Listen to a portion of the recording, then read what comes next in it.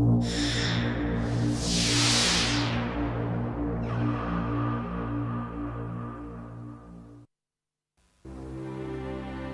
disparo resuena en una calle abarrotada. Un hombre cae inerte en su carruaje. La gente corre a ayudarle y a detener al asesino. Nadie puede hacer nada. Con un único disparo, el mundo entra en guerra. Un hombre mata a otro y la juventud de una generación se ve abocada al cambio. Un cambio para mejor, un cambio para peor, en cualquier caso un cambio irrevocable. Fue mucho más que un simple asesinato por motivos políticos. Fue algo más que una simple muerte en una calle polvorienta durante una tarde calurosa, porque supuso el principio de la que actualmente denominamos la Gran Guerra. Sangre y acero. La Gran Guerra.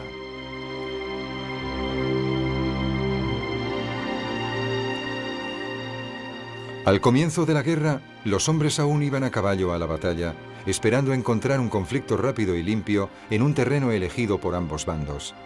4 años más tarde, esos mismos hombres, o sus reemplazos, se moverían en cajas blindadas motorizadas y sobre ruedas llamadas tanques, que suponían una medida de protección contra el fuego enemigo y la posibilidad de romper el estancamiento en el frente de trincheras que se extendía a lo largo de 725 kilómetros, desde la costa de Bélgica hasta los Alpes suizos, territorios neutrales.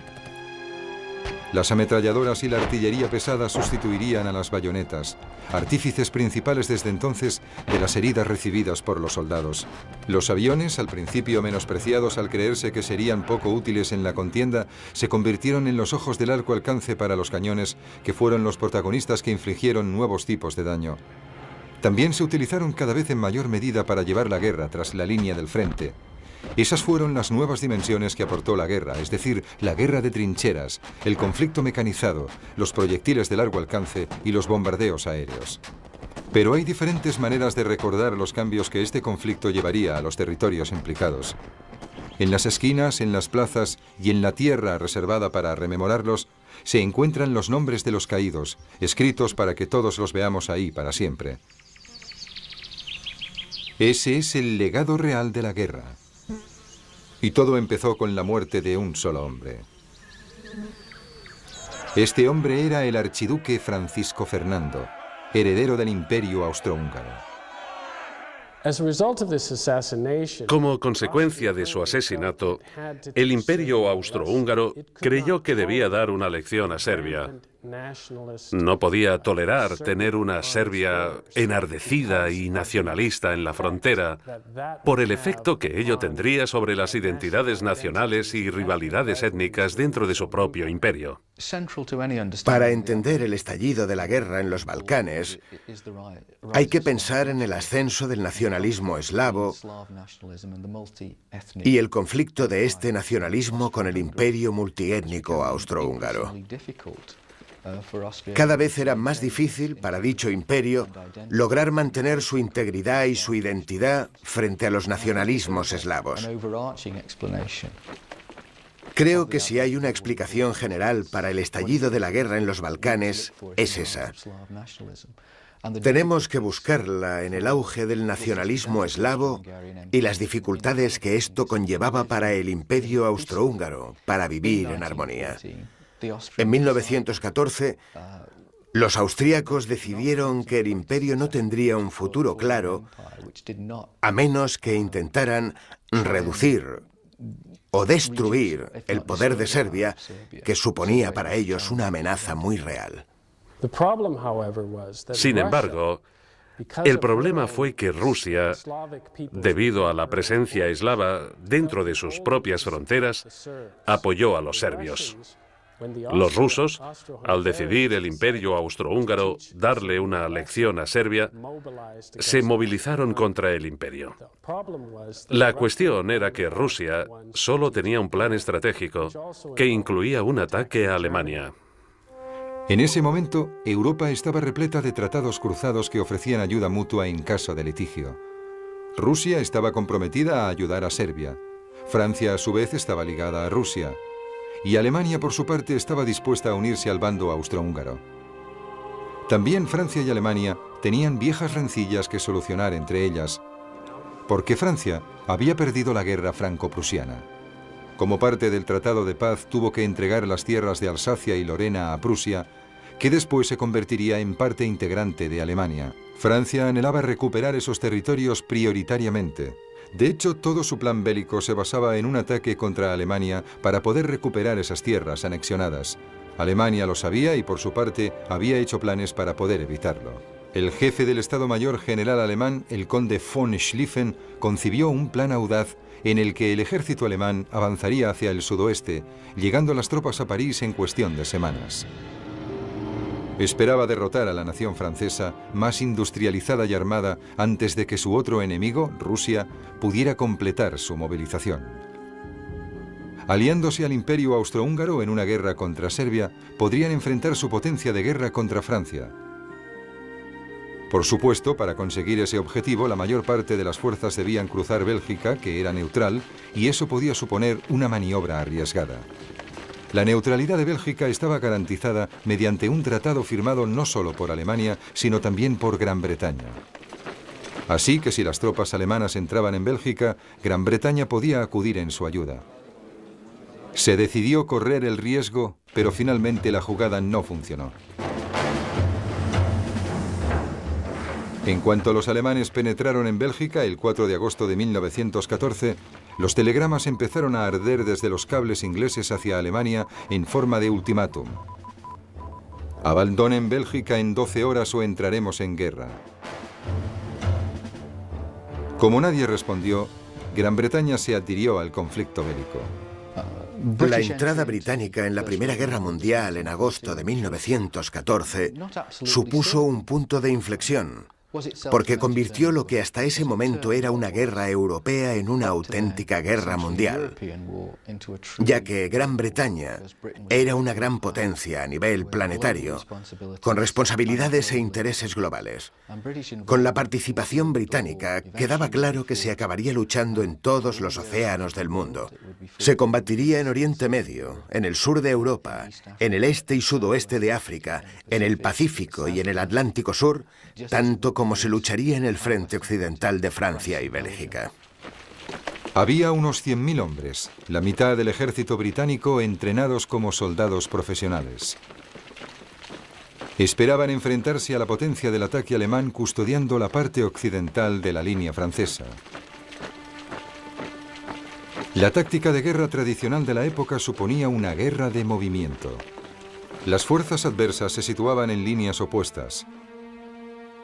Las armas de campo, ligeras y manejables, se utilizaban para abrir huecos en las líneas enemigas. La infantería se desplegaba para avanzar y capturar las posiciones debilitadas, mientras que la caballería corría a los huecos para alcanzar la retaguardia enemiga. Pero todo eso iba a cambiar ahora. Al principio las cosas salieron según lo previsto, aunque no fueron positivas para Gran Bretaña. Los informes de reconocimiento aéreo decían que se enfrentaban a prácticamente todo el primer ejército alemán, que les superaba ampliamente en número, en proporción de 3-1. Al no haber opción, se inició una retirada organizada. Las tropas profesionales participaron en varias acciones en la retaguardia, particularmente en Le Cateau, hasta que las líneas se acercaron rápidamente a París. La capital parecía una presa segura a manos de los alemanes y el plan de Schlieffen parecía que iba a funcionar. Pero en el río Marne, los alemanes cambiaron su ritmo de marcha. Estaban extenuados tras recorrer una media de 40 kilómetros al día. Sus líneas de suministro se habían extendido al máximo. Sencillamente se habían quedado sin fuerzas. Empezaron a avanzar junto al río, donde tuvieron que enfrentarse a británicos y franceses. Dichos cuerpos habían sido reforzados con unos 4.000 soldados, muchos de los cuales habían salido a toda velocidad desde París. El avance alemán se detuvo, y eso avivó la esperanza aliada de una victoria rápida. Sin embargo, la verdadera guerra, como nosotros la conocemos, estaba por empezar. Ambos bandos comenzaron a atrincherarse. Construirían sistemas de trincheras para protegerse del fuego enemigo de la artillería y de las ametralladoras, que seguirían más o menos situadas en el mismo lugar durante los siguientes 4 años. Esa fue la verdadera respuesta de la que había sido anteriormente la infantería movilizada ante las armas de guerra modernas.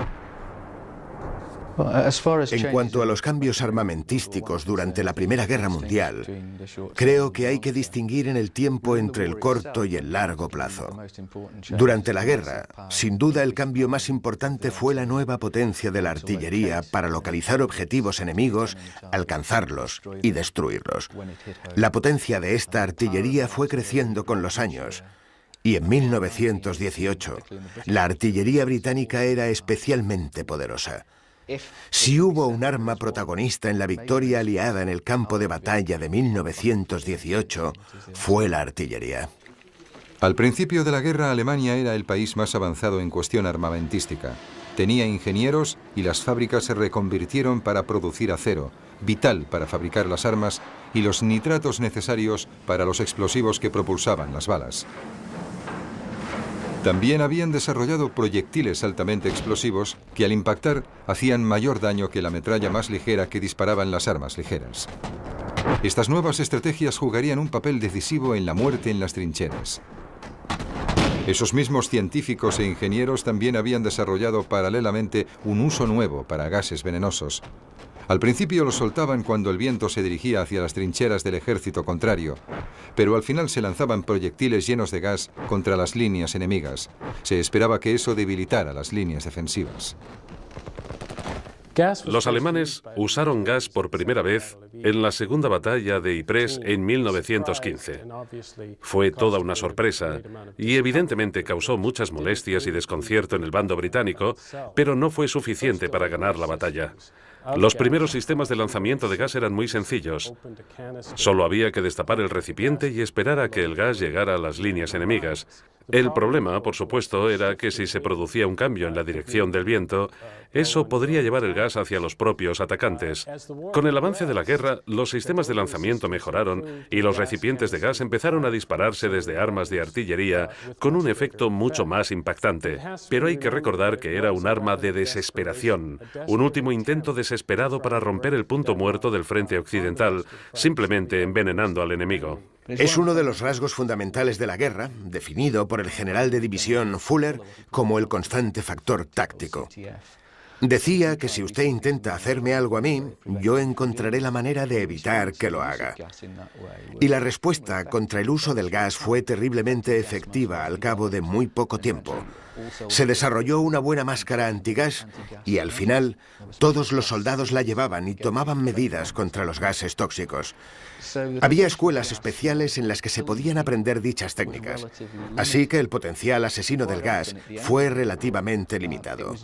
A menudo, al final de la guerra, era igual de efectivo, en vez de lanzar gases, la mera sugerencia de que se usaban, por ejemplo, mediante humo. Normalmente, si el enemigo atacaba y algún tipo de humo se acercaba, siempre había alguien sensato que daba por sentado que se trataba de gas. Seguramente no lo era. Pero solo con sugerir que se trataba de gas, los soldados se ponían la máscara, resultando entonces difícil que lucharan eficazmente mientras la llevaran puesta. Más tarde, cuando en el combate se lanzaba el gas mediante proyectiles, se podía alcanzar lo más profundo de las posiciones enemigas, obligando a las tropas de la retaguardia y a las de comunicaciones a usar sus máscaras, siendo entonces menos eficaces de lo que podrían haber sido. El gas era muy útil para atacar los sistemas de comunicaciones del enemigo. Se saturaba una zona con gas, particularmente la de los teléfonos, creando así zonas envenenadas e inconvenientes al enemigo en lugar de intentar matarlo.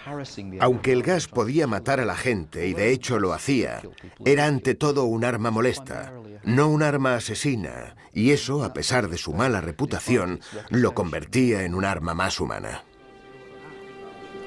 Las ametralladoras causaron mayor número de muertes. Con estas, un único tirador sentado en una posición fortificada y protegida podía eliminar compañías enteras de tropas enemigas mientras éstas avanzaban hacia él campo a través. La devastadora capacidad de fuego y la facilidad con la que podían apuntar cambió para siempre el estilo de combate cuerpo a cuerpo. El barro de Flandes fue escenario de la primera carnicería. Las ametralladoras se convirtieron en un icono de la Primera Guerra Mundial. Es lo que siempre se asocia con la manera de luchar en esta guerra, y no hay duda de que tuvo una gran influencia sobre la manera de combatir en el campo de batalla. La ametralladora es un arma muy eficaz. Es muy precisa si se sabe manejar. Puede disparar un gran número de proyectiles. La mayor parte de las ametralladoras pesadas de la guerra disparaban 600 balas por minuto. No podían hacerlo durante mucho tiempo, pero disparaban en ráfagas y así conseguían una potencia considerable. También se podían alternar las ametralladoras para que se cubrieran unas a otras, consiguiendo una zona de ataque profunda y ancha, controlada por una cantidad relativamente pequeña de hombres. Si existe algún motivo por el que la Primera Guerra Mundial se libró en las trincheras, es por la ametralladora. Esta arma es la unión entre la época industrial y el arte de la guerra. Es literalmente una máquina diseñada para matar seres humanos en grandes cantidades. Así que 1 o 2 individuos con ametralladoras podían detener a centenares de atacantes. 4 o 5 ametralladoras podían contener a un batallón entero. Y la única respuesta ante esta enorme potencia que significaba la ametralladora era que los soldados excavasen una trinchera, lo que explica el estancamiento del frente occidental. Esta nueva arma acabaría para siempre con los caballos como medio de transporte de las tropas que iban al frente. Ya no habría más cargas de caballería valientes y extravagantes para aprovechar los huecos en las líneas enemigas. Un oficial británico, el teniente coronel G. Seaton Hutchinson, escribió: «Describo un escuadrón de caballería india. Rostros oscuros bajo cascos brillantes galopando por el valle hacia la colina. Estos jinetes expertos galopaban a través de una lluvia de fuego, levantando ligeramente sus monturas sobre los agujeros de los proyectiles, girando y moviéndose a través de la descarga de artillería. Las filas se iban debilitando. No logró escapar ningún hombre. Así que el modelo se formó en el frente occidental, atrincherarse y lanzar lo que sea al enemigo cuando aparezca. Es cierto que al principio de la guerra en Dnieper hubo algunos episodios de guerra abierta. Era el intento británico por detener a los alemanes, haciéndose con los puertos del canal e interrumpiendo sus líneas de suministro. Pero incluso esa lucha desapareció y las 2 líneas de trincheras se extendieron hasta el mar. Al principio de la guerra, Gran Bretaña tenía un pequeño ejército profesional. Era la fuerza expedicionaria británica que había partido hacia Francia con 100.000 hombres. La primera batalla en Ypres terminó con 58.000 británicos muertos o heridos. Las pérdidas totales hasta entonces eran de 89.000 hombres. Como ejército, prácticamente había sido aniquilado. Había que tomar medidas desesperadas. Lord Kitchener había sido nombrado ministro de la guerra el día que ésta había empezado. Todo el mundo sabía que se trataba de un gran soldado. Había dirigido a las fuerzas que habían triunfado sobre los Boers en Sudáfrica en 1902. Sabía que Alemania lucharía hasta el final y que se tardaría mucho en conseguir vencerla. Pidió al gobierno que iniciase los preparativos necesarios, que enviara ejércitos de millones de soldados al campo de batalla y que los mantuviese allí durante varios años. El gobierno le dio permiso para reunir ese nuevo ejército de voluntarios. En la primavera de 1916, más de 3 millones de hombres se habían alistado voluntariamente. Muchos lo habían hecho juntos en el mismo pueblo o eran compañeros de trabajo. Se trataba de batallones compuestos de amigos. Representaban la esperanza de futuro en las trincheras de Francia, pero debían prepararse y entrenarse, y mientras tanto había que buscar otros soldados. Estos llegaron de otros países del imperio. Se dirigieron al frente a principios de 1915, meses antes de que el nuevo ejército de voluntarios fuese entrenado, y eso fue esencial durante los primeros meses de la guerra. Sin esas tropas, Alemania, con su gran cantidad de reservistas movilizados, habría conseguido traspasar las posiciones británicas simplemente por su superioridad numérica. Pero el frente aliado consiguió resistir y en Flandes prosiguió el lento avance. Es cierto que se produjeron distracciones de las batallas principales en el frente occidental. Las más notables fueron las expediciones a los Balcanes. Al principio de la guerra, la marina fue destinada a los Dardanelos para intentar eliminar los cañones turcos que protegían ese estrecho. Turquía ya se había unido a la guerra al lado de Alemania y esa ruta era vital para que los británicos pudiesen abastecer a su aliado, Rusia. El ataque naval fracasó y se decidió realizar un asalto por tierra. Serían los malogrados desembarcos de Galípoli. Las fuerzas marítimas, principalmente australianas y neozelandesas, destinadas originalmente a Egipto, desembarcaron sobre estrechas playas. Las armas turcas les atacaron desde elevaciones de terreno de la zona. Eso sucedió en abril de 1915.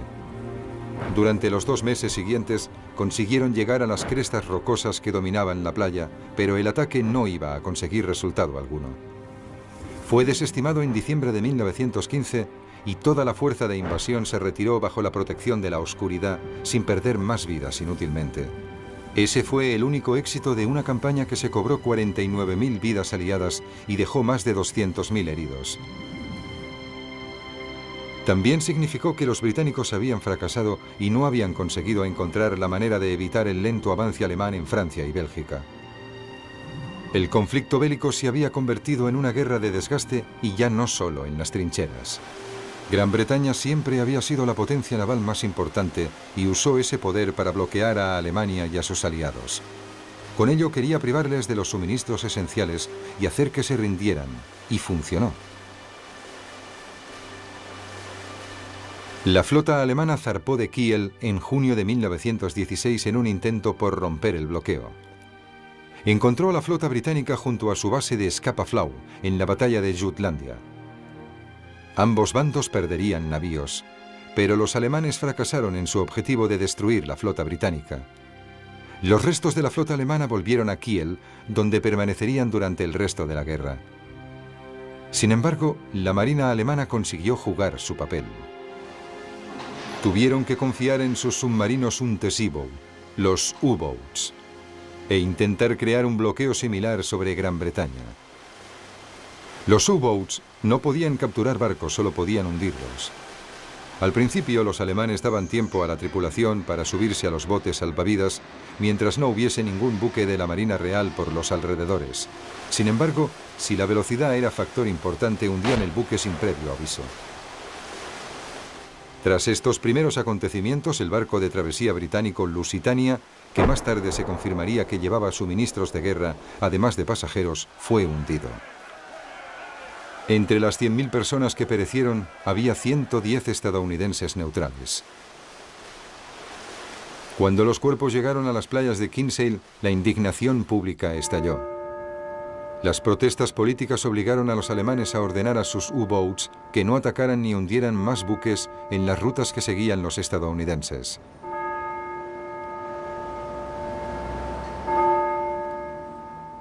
Con tantos voluntarios para servir en Francia y el aumento de la demanda sobre la industria, que trabajaba a ritmo de guerra, se necesitaban desesperadamente manos para hacer funcionar las fábricas. El gobierno se dio cuenta demasiado tarde de que había perdido valiosos mineros y trabajadores del acero que habían partido hacia el frente. Más que el desarrollo de estas armas durante la guerra, el aspecto más importante de la industria armamentística era la capacidad de producir armas y municiones en las fábricas en grandes cantidades. No fueron las armas en sí mismas las que determinaron la naturaleza de la guerra, sino la capacidad de movilizar el material y los recursos humanos para producir esas inmensas cantidades de armas y mantener esa misma cantidad durante todo el conflicto. La guerra realmente se ganó en las fábricas. La mayoría de las armas que se utilizaron en la guerra, por ejemplo, los rifles, la artillería o las ametralladoras, ya existían antes de la guerra, y aunque las tácticas se mejoraron durante su transcurso, lo importante es que se pudieron fabricar mayores cantidades para conseguir la victoria. La falta de mano de obra se hizo aún más grave cuando se impuso el reclutamiento obligatorio en 1916. Solo existía una solución: Las mujeres tendrían que sustituir a los hombres en los puestos de trabajo. En 1914 la mayoría de las mujeres que trabajaban lo hacían en el servicio doméstico o en la industria textil y en la de la indumentaria. En 1918 todo eso cambió y las mujeres jugaron un papel decisivo en todos los procesos de fabricación importantes. También accedieron a sectores como el transporte y las oficinas que tradicionalmente habían sido territorios masculinos. Se creía que la Primera Guerra Mundial había traído consigo una gran agitación y un cambio social. A los historiadores les gustaba citar a Lenin, que dijo que la guerra había sido la gran locomotora de la historia. También eran partidarios de argumentar que la Primera Guerra Mundial había derribado las barreras de clases y había liberado a la mujer. Pero, de hecho, parece que no fue así. Lenin cometió muchas equivocaciones y esta declaración probablemente sea una de ellas. Por ejemplo, en el caso de las mujeres, parece que en todos los países europeos había un porcentaje más alto de mujeres trabajadoras en 1911 que en 1921. El baby boom, por ejemplo, obligó a muchas mujeres a volver a casa. En muchos casos, las mujeres deseaban volver a sus hogares. Así que parece ser que las guerras, aunque se inclinan por cambios sociales más pragmáticos, también liberan a su vez grandes fuerzas conservadoras. Al fin y al cabo, las guerras se libran para defender el status quo, no para cambiarlo.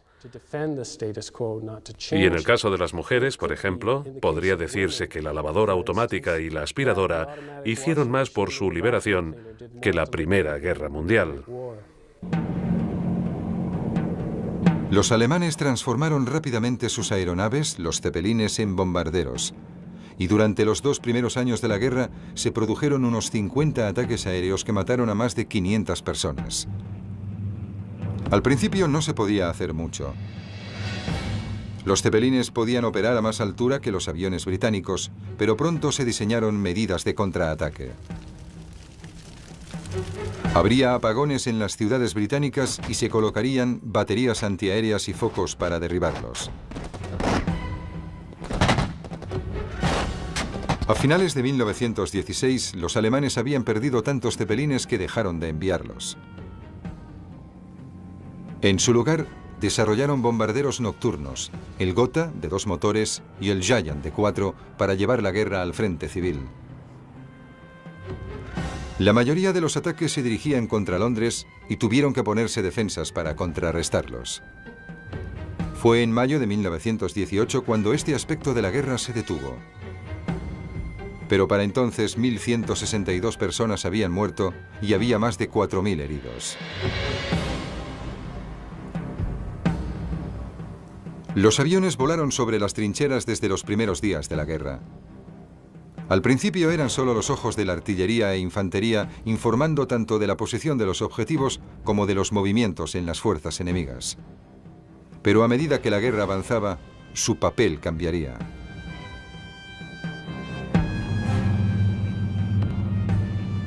Cuando quedó claro que los aviones tenían un gran efecto sobre las batallas, hubo que desarrollar un sistema de defensa contra ellos. Este era el caza de una sola plaza, diseñado para derribar al avión explorador de 2 plazas. Pertenece a la época de los excelentes pilotos de cazas. Giraban y daban vueltas por el cielo, encima de las trincheras, intentando poner el otro avión a tiro. Las tropas de tierra podían contemplar estas batallas aéreas con total claridad. Otra vez hubo que desarrollar una nueva defensa. Los británicos enviaban a sus cazas en escuadrones para que la superioridad numérica les otorgase seguridad. Los días de los vuelos en solitario habían concluido. En cuanto el cielo estuvo bajo control británico, estos escuadrones se adaptaron para lanzar bombas primitivas e improvisadas. Aunque no eran muy precisos, podían atacar a las bases alemanas detrás de las trincheras. Pero finalmente fue evidente que la guerra se ganaría o se perdería en tierra. Casi desde el principio, la ciudad de Verdún había sido atacada por los alemanes. Solo había una ruta de abastecimiento, conocida como el Camino Sagrado, que llegase a esa importante fortaleza francesa. Los alemanes creían que los franceses la defenderían hasta el final, y si lo hacían, eso debilitaría seriamente sus líneas al tener que reponer las bajas. Eran los tiempos de la retórica. El comandante en jefe alemán escribió: «Las fuerzas francesas se desangrarán hasta morir». El general francés Pétain contestó: «No pasarán». Pero sus tropas no compartían su entusiasmo y amenazaban con amotinarse. Verdún habría caído. Los franceses presionaron a los británicos para que hicieran algún tipo de contraataque y aliviaran la presión ejercida sobre su fortaleza. Los alemanes atacaron en otro lugar para que Francia se viese obligada a sacar hombres de Verdún, y al menos en ese aspecto la idea funcionó. De hecho, la batalla del Somme sería la batalla más importante de la guerra. El alto mando británico pensó que tenía un plan que cambiaría la guerra de trincheras en la zona y les permitiría volver a la guerra de movimiento. La batalla empezó con una descarga de artillería que duró una semana. Estaba planificada para destrozar las trincheras alemanas. Durante ese tiempo, miles de artilleros británicos lanzaron 3 millones de proyectiles y aún así no consiguieron lograr su objetivo. Los alemanes llevaban más o menos 2 años en el mismo lugar y durante ese tiempo habían excavado mucho y bien. La mayor parte de sus trincheras llegaban hasta 10 metros bajo tierra y eran virtualmente a prueba de bombas. En cuanto terminó la descarga, consiguieron salir y recuperar sus posiciones, y con las ametralladoras desataron el caos entre las tropas que avanzaban. A los británicos les habían dado órdenes de avanzar rápidamente y en orden. Las tropas se convirtieron una vez más en blancos fáciles para las ametralladoras. La gran batalla, rápida y decisiva, volvía a convertirse en un penoso avance. 415.000 soldados británicos, 450.000 alemanes y 195.000 franceses murieron durante los 6 meses que duró esta terrible y cruenta batalla.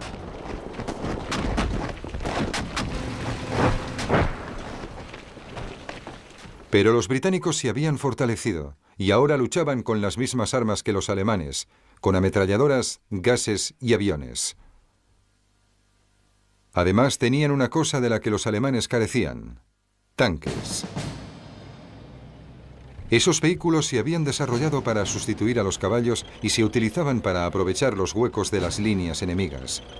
Los describían como potentes, a prueba de balas, con blindaje en el motor, capaces de destruir ametralladoras, cruzar el campo y las trincheras, solventar problemas y ascender por rampas de tierra.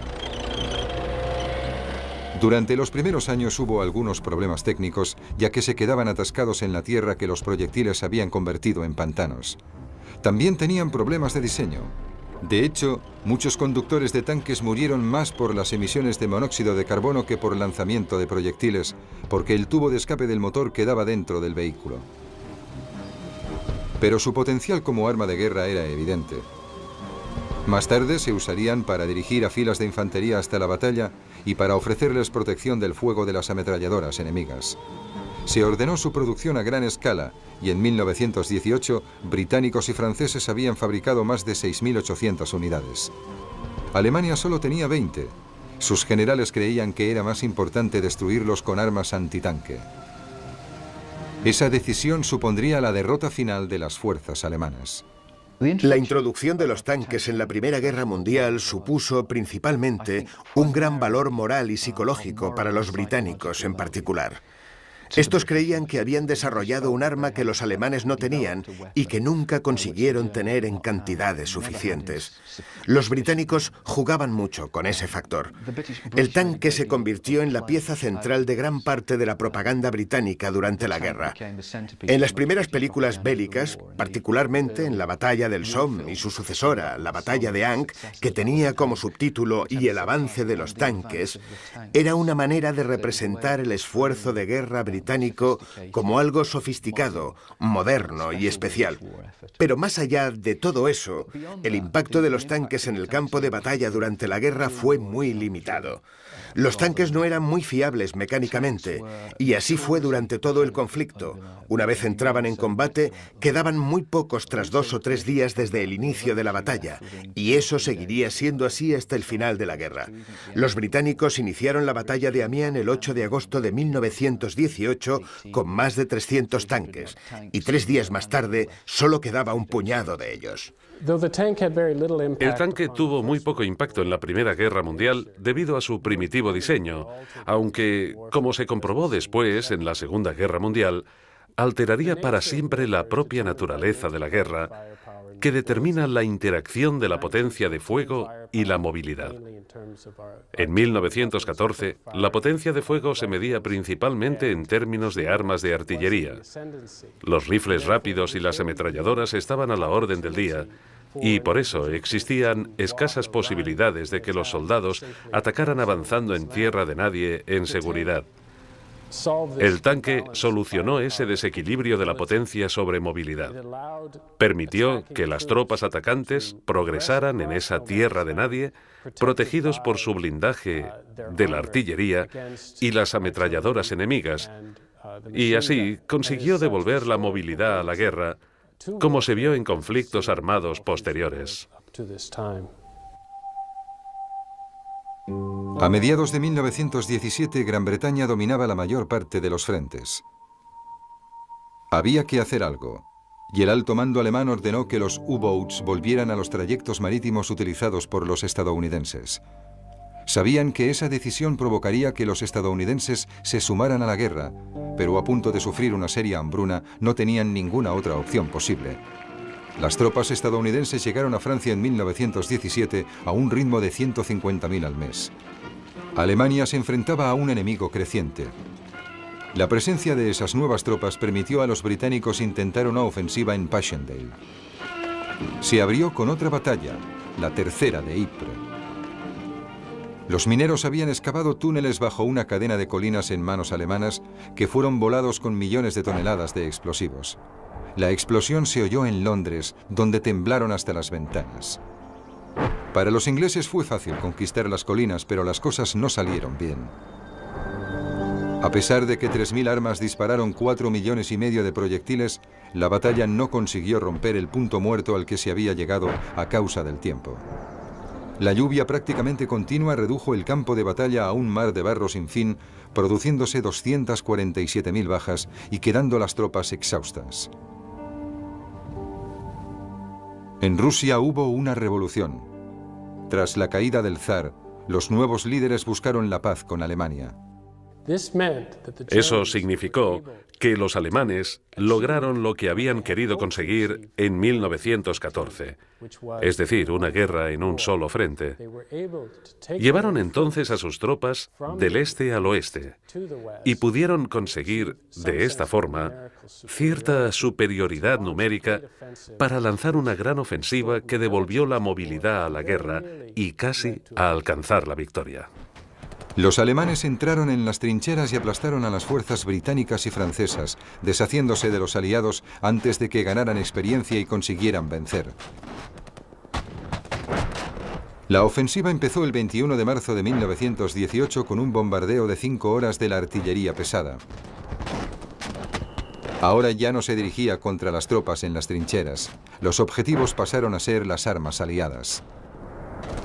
Pequeños grupos de tropas alemanas bien equipadas se movieron rápidamente hacia los puntos débiles de las expuestas líneas aliadas, por lo que los británicos y los franceses estuvieron a punto de ser vencidos. La guerra de trincheras había terminado y los británicos y los franceses se retiraban. Algunas tropas retrocedieron hasta 64 kilómetros antes de que los generales pudieran organizar el contraataque. Reaccionaron rápidamente y utilizaron esas mismas tácticas contra los alemanes. El factor adicional en favor de los aliados eran los nuevos tanques, cruciales para darle la vuelta a la situación creada por Alemania. Pronto serían los alemanes los que se retiraran y para sus comandantes era evidente que su audaz maniobra había fracasado. Veían la derrota ante ellos. Salvo que aceptaran esa realidad de forma inmediata, serían vencidos y destruidos totalmente. Solo si lograban negociar un tratado mientras sus tropas siguieran en Francia, tenían todavía alguna esperanza. En noviembre de 1918, con el invierno cerca y la amenaza de la hambruna cerniéndose sobre Alemania, el Kaiser sopesó la situación y finalmente abandonó el poder. El nuevo gobierno hizo los preparativos para firmar un tratado de paz y la Primera Guerra Mundial concluyó. Creo que en ninguna guerra posterior, particularmente en las sociedades occidentales, se ven comandantes tan poco preocupados por las vidas de sus hombres como en la Primera Guerra Mundial. Este cambio de actitud se debe en parte a la enorme cantidad de bajas y a la Revolución Rusa, que infundió mucho miedo en las potencias capitalistas de Occidente. Así que, posteriormente, cuando había una guerra que librar, se emprendía con un cierto miedo o incertidumbre sobre el efecto que tendría la muerte de grandes cantidades de hombres de clase obrera para la estabilidad política del país. Muchos de los demás efectos se siguen notando hoy en día. Muchos de los avances sociales, científicos y tecnológicos del siglo XX pueden rastrearse en la Primera Guerra Mundial, como las transfusiones de sangre, el transporte aéreo, el sufragio femenino y muchas otras cosas surgieron de los 4 años de sangre y barro de los campos de Flandes. En la literatura histórica británica, en particular durante los últimos 30 años, la tendencia ha sido enfatizar algunos de los resultados económicos y sociales positivos de la Primera Guerra Mundial, como el sufragio femenino o algunos logros económicos positivos en la organización y eficacia de la industria británica.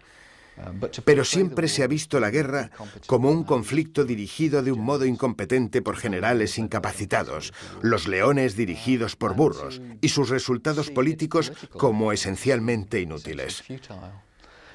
Solo durante los últimos años esta imagen de la guerra ha ido cambiando, y en especial el historiador neozelandés Trevor Wilson se ha mostrado firme en su opinión de que esta fue una guerra que se libró por importantes resultados políticos.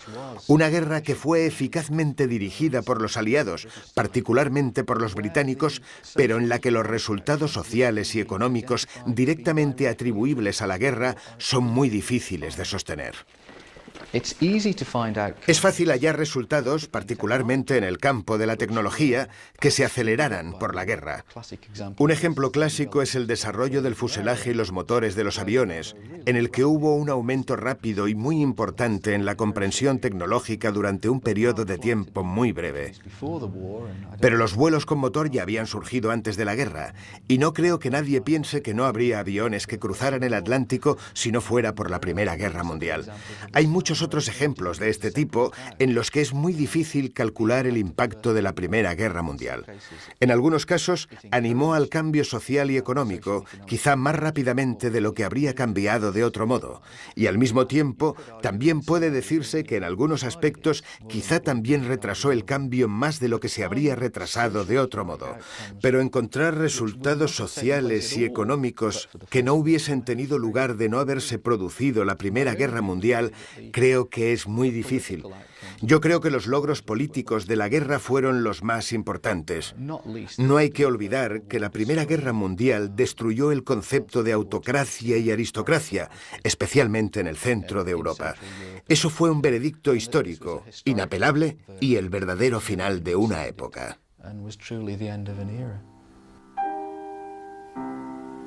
En 1939, 2.200.000 personas seguían recibiendo pensiones por las heridas sufridas en la Primera Guerra Mundial. Algunos dicen que fueron los más afortunados. Durante la Primera Guerra Mundial murieron más de 9 millones de personas.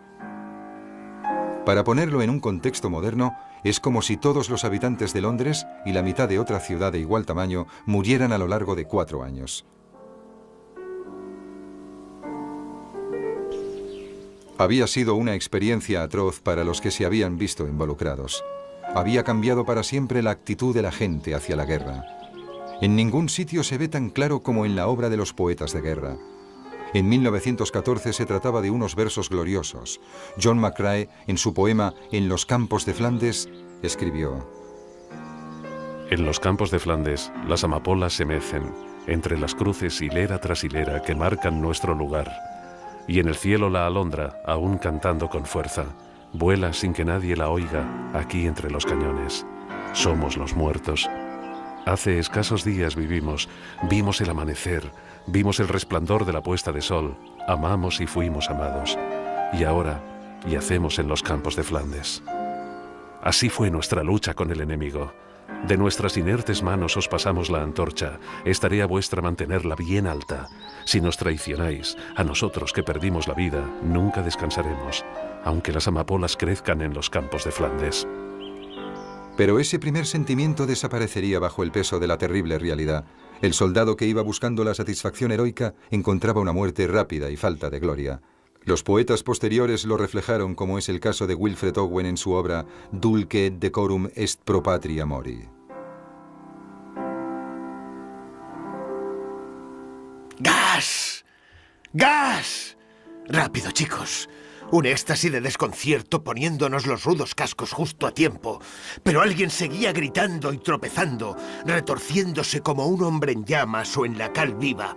Borroso, tras los empañados cristales y la tenue luz verde, como en un mar verde le vi ahogarse. En todos mis sueños, ante mi mirada impotente, se desploma, agonizando, asfixiándose, ahogándose. Si como en un sueño asfixiante también pudieras ir tras el carro al que lo arrojamos y ver esos ojos blancos retorciéndose en su cara que le colgaban como un demonio pecador, si pudieras oír a cada tumbo el gorgoteo de la sangre saliendo de sus pulmones llenos de espuma, repugnante como el cáncer, amargo como el pus, de horrorosas, incurables llagas en lenguas inocentes, amigo mío, no contarías con tanto entusiasmo a los ardientes jóvenes sedientos de gloria la vieja mentira. Dulce et decorum est pro patria mori.